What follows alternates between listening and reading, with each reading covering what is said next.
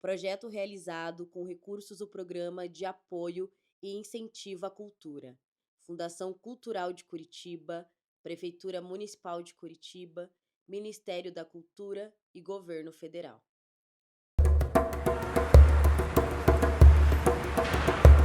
Tudo é teatro. E se eu te dissesse que o teatro pode mudar o mundo? E se eu te dissesse que um cara tentou e conseguiu? Hoje a gente vai falar sobre Augusto Boal, um diretor, dramaturgo e ativista que transformou o teatro numa ferramenta de revolução. Mas calma, nosso papo não é só sobre história. Vamos entender como as ideias dele ainda fazem sentido hoje e como podem mudar a forma como você vê o mundo. Oi, eu sou a Valéria Batista. Esse é o episódio piloto do podcast Boal, a Vida e o Legado.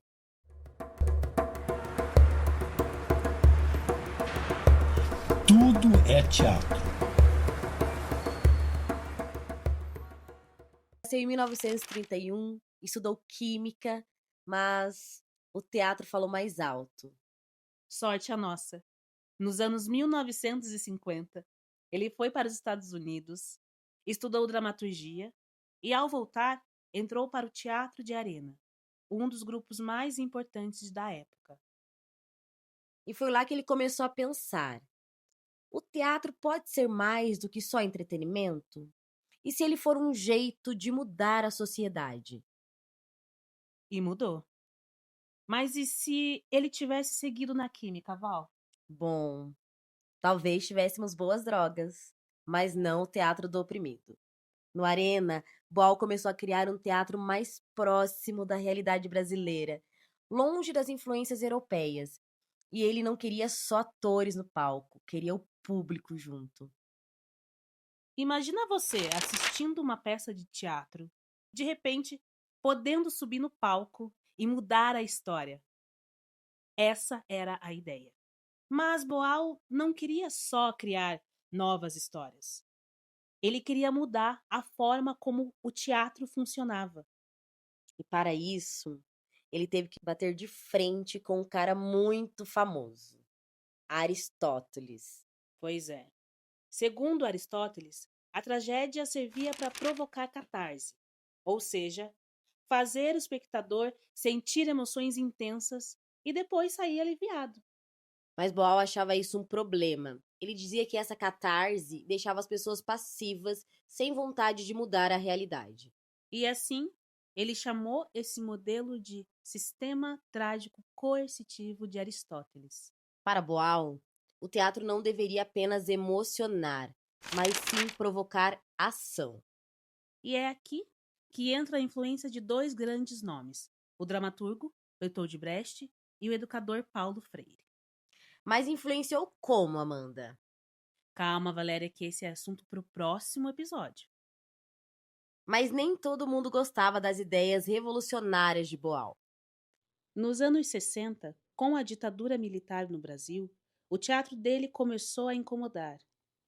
As peças denunciavam injustiças sociais, falavam sobre opressão e resistência. Isso fez com que Boal fosse perseguido. Em 1971, ele foi preso, torturado e depois exilado. Mas, em vez de desistir, ele levou o teatro do oprimido para o mundo. Do exílio, Boal passou por vários países, adaptando suas técnicas para diferentes realidades, de movimentos sociais na América Latina a debates políticos na Europa. Que seu teatro se tornou uma ferramenta de luta e transformação. Mas espera, isso tudo ainda faz sentido hoje? Com certeza. O mundo continua cheio de desigualdades e opressões, e o teatro do oprimido segue vivo. Ele é usado em escolas, comunidades, projetos sociais e até em empresas, para estimular o pensamento crítico e a participação ativa. No fundo, a ideia de Boal era simples. Ninguém precisa ser só espectador da própria vida. Todo mundo deve agir, mudar, transformar. Amanda, se você pudesse conversar com o Boal hoje, o que perguntaria a ele sobre o teatro como forma de resistência? Nossa, eu provavelmente conversaria com ele sobre. Eu acredito que a gente está cada vez mais numa crescente de individualismo. E como trabalhar isso? Porque o teatro do oprimido só acontece num coletivo. A gente precisa do outro para que ele aconteça. E esse desafio, a gente está num momento de muita informação, muita tecnologia sendo desenvolvidas para que a gente se feche cada vez no nosso mundo, sabe? Que a gente criar a nossa realidade e ficar dentro dela.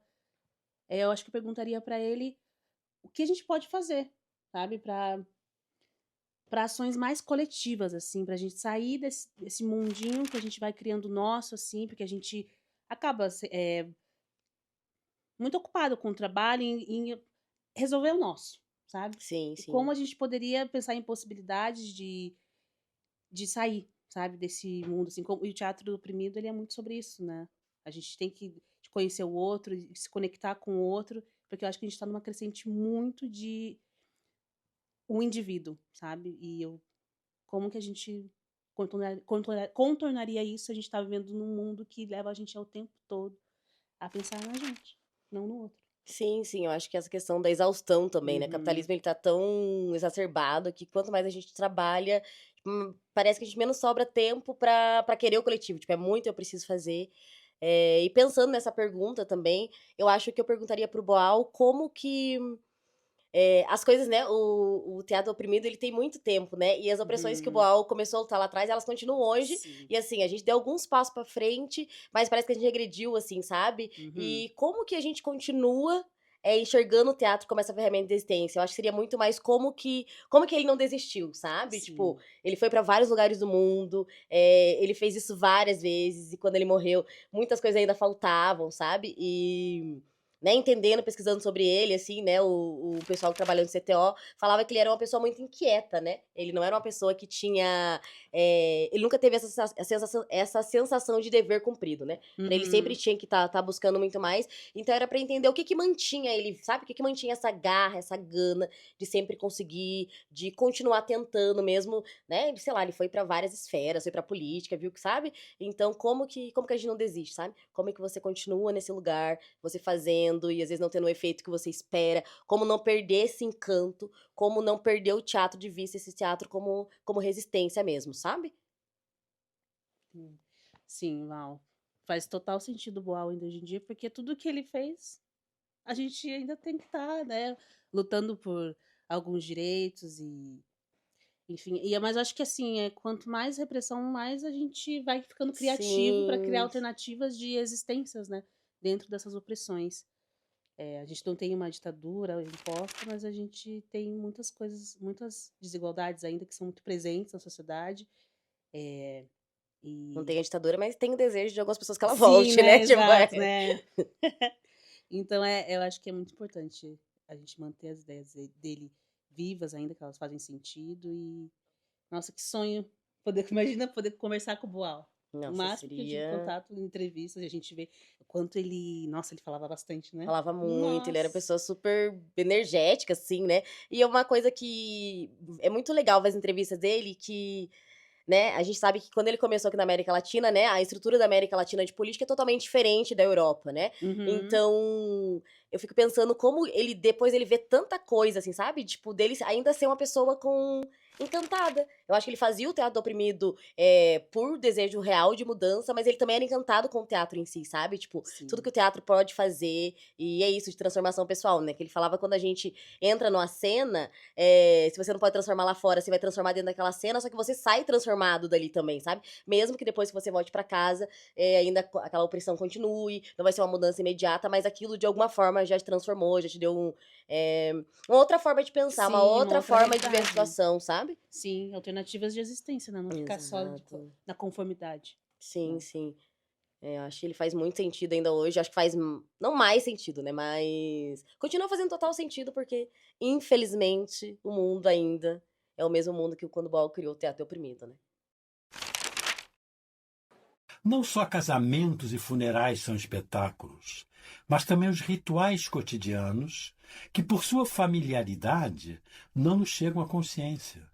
Não só pompas, mas também o café da manhã e os bons dias, tímidos namoros e grandes conflitos passionais, uma sessão no Senado ou uma reunião diplomática, tudo é teatro. No próximo episódio, a gente aprofunda essa inquietação olhando para as mentes que alimentaram Boal, Freire, Brecht, Fanon. É hora de entender quem formou o homem que formou o método. Se você gostou desse episódio, compartilha, comenta, chama alguém para ouvir com você.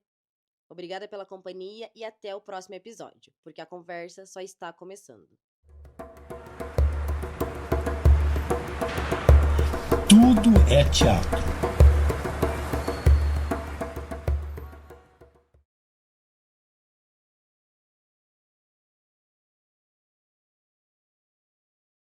Ficha técnica. Produção executiva, Amanda Afonso. Apresentadoras, Amanda Afonso e Valéria Batista. Roteiro e direção, Levi Ilgenberg. Captação de imagem e som, David Dias. Edição e montagem, David Giodia. Design gráfica, Marjorie Cordova. Assistente de produção, Diogo Marcelo e Maurício Gabardo.